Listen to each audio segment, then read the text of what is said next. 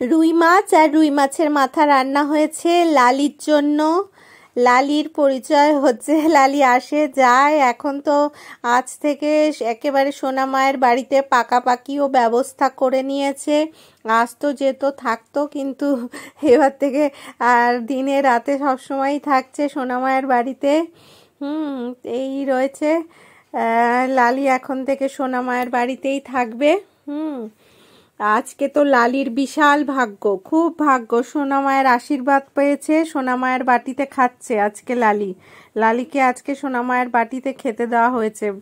সোনা মার এই বাটিতে স্ন্যাক্স খেত, ইভিনিং স্ন্যাক্স, হ্যাঁ, শুকনো খাবার খেত সোনা মা এই বাটিটাতে। তো সোনা মায়ের আশীর্বাদ আজকে পেয়েছে লালি। তো লালি এখানেই থাকবে। লালিকে এখন আমায় ট্রিটমেন্ট করাতে হবে, ট্রিটমেন্ট করিয়ে টিমির ওষুধ, পোকার ওষুধ খাওয়াতে হবে, তাগড়া বানাতে হবে।